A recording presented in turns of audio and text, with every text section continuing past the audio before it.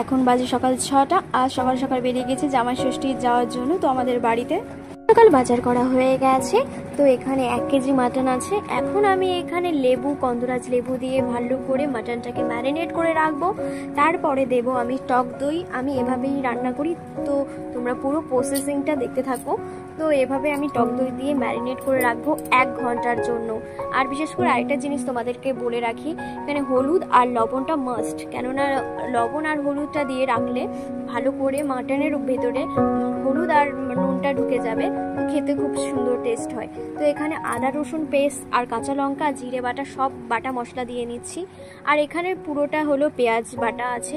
আর এখানে আমি দিয়ে নিচ্ছি গুঁড়ো মশলাতে হলুদ গুঁড়ো দিয়েছি, প্রথমে হলুদ গুঁড়ো দিয়েছিলাম, তারপরে দিয়ে দিয়েছি জিরে গুঁড়ো, তারপরে এখানে সামান্য লবণ দিয়েছি, তখন অল্প দিয়েছিলাম, তারপরে এখানে আরেকটু দিয়ে নিয়েছি।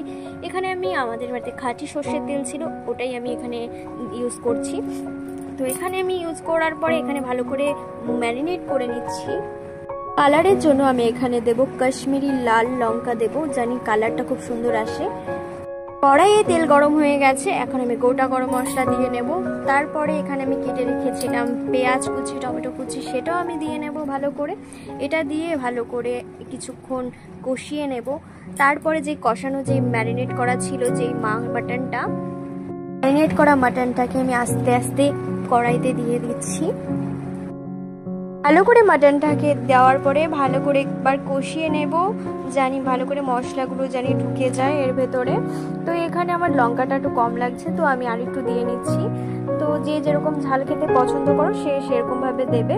তো আমার ভালো করে একটুখানি ফুটে আসছে, একটু কষানো হয়ে গেছে। তো আরও 1 ঘন্টার মতো কষাতে হবে, তো আমি অনেকক্ষণ ধরে কষাবো। তো এখানে আমি ইউজ করবো একটা জিনিস দেবো, আমি মাটন মশলাটা পুরোটাই দিয়ে দিয়েছি। এটা দিয়ে আবার একটু কষিয়ে নেব। তো ভালো করে এভাবে কষাতে হবে, জানি সুন্দর খেতে লাগে।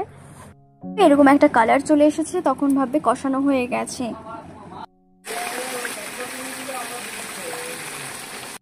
তেল ভেসে উঠেছে, এখন আমি টক দই উপরে দিয়ে একটু কষিয়ে নেব। আর জল দিয়ে দিয়েছি।